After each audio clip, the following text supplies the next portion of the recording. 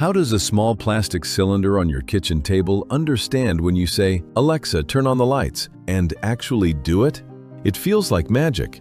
You speak naturally, and a few seconds later, the lights turn on, music starts playing, or you get an answer to your question.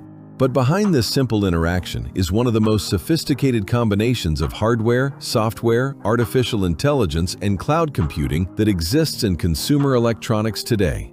In this detailed video, we will disassemble exactly how modern smart speakers, Amazon Echo, Google Nest Audio, Apple HomePod, and others actually work step by step. We will also answer the question that worries many people. Are these devices constantly listening to us and spying on our private conversations? Let's start from the very beginning. What is a smart speaker?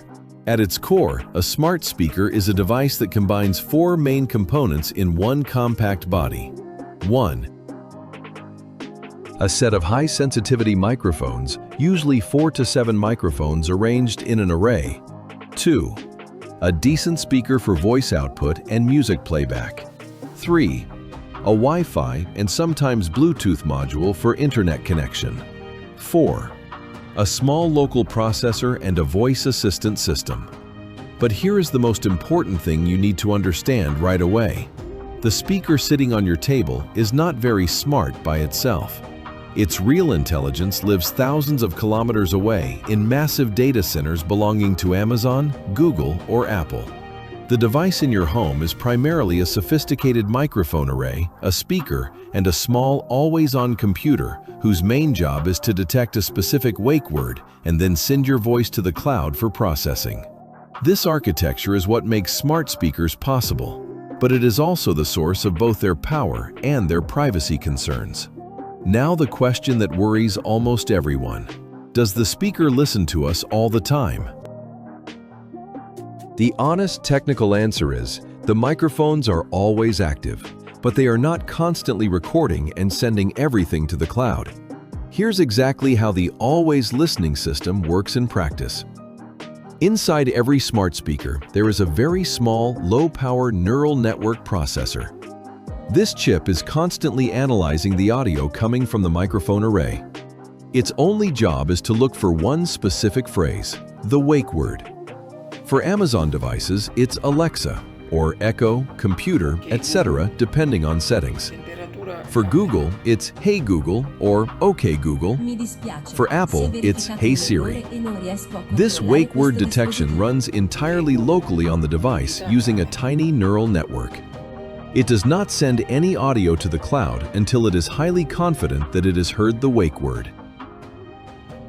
Only when the wake word is detected does the speaker wake up, start recording a short audio clip, usually the command plus a few seconds of context, compress it, and send it over the internet to the company's servers. Until that moment, nothing is recorded or transmitted.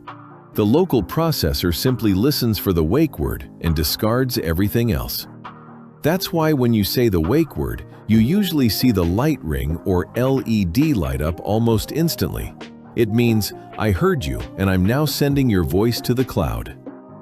After the audio is sent, the real heavy lifting begins on the server side. The cloud servers perform several complex steps in sequence, often in less than 2 seconds. 1. Speech recognition, ASR, converts the raw audio waveform into text. Modern systems use large neural networks based on transformer architecture, trained on millions of hours of speech in many languages and accents. 2. Natural language understanding, NLU, tries to understand what the user actually meant. This is where the system parses the sentence, identifies intent, play music, turn off lights, what's the weather, extracts entities, relaxing music, living room lights, tomorrow in London, and resolves context from previous conversations. 3.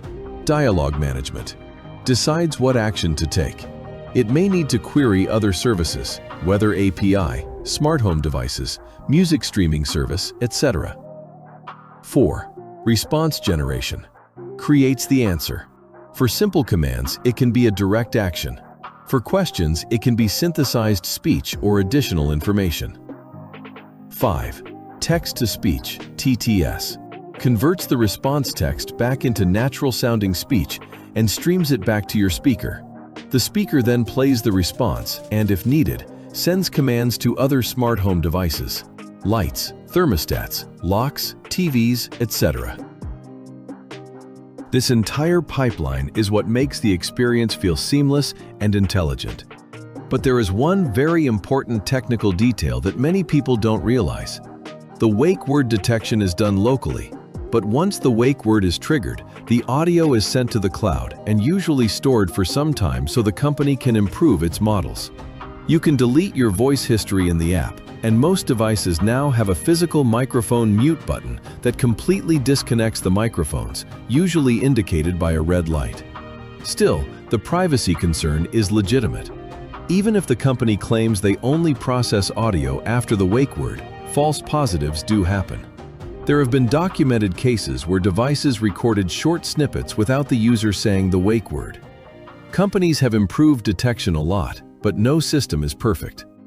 Now let's talk about how smart speakers control your smart home. When you say, "Alexa, turn off the living room lights," the following happens after the cloud understands the command. 1.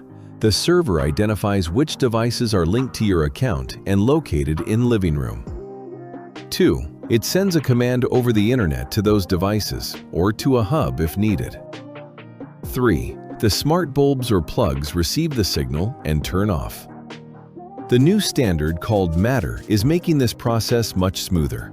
It allows devices from different manufacturers to communicate directly and work with any assistant, Alexa, Google, Siri, without proprietary hubs. In conclusion, a smart speaker is a fascinating piece of consumer technology that combines local wake word detection, high-quality microphones, cloud-based artificial intelligence, and smart home control into one small device. It works so well that it feels like magic. But behind the magic is a very sophisticated chain of hardware, real-time signal processing, large language models, and distributed cloud systems. Whether you trust it with your privacy is a personal decision. The technology is impressive, but it does come with real trade-offs between convenience and data privacy. What do you think? Do you have smart speakers at home? Which assistant do you use, and how do you feel about the privacy aspect?